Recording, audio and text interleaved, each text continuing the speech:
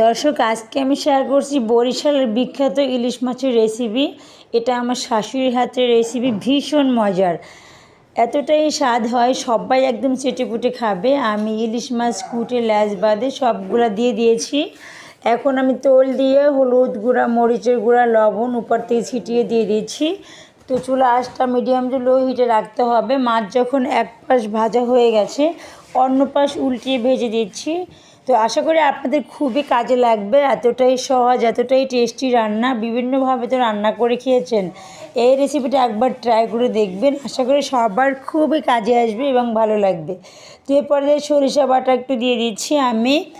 সরিষা বাটা আপনি চাইলে কালো সরষা দুটোই দিতে পারেন, আমি শুধু সাদা সরিষা দিয়ে দিলাম। তো চুলা আঁচটা বাড়িয়ে দিলাম। স্বাদ মতো পানি দিতে হবে, বেশি পানি দেওয়া যাবে না। এরপর কালো জিরা দিয়েছি।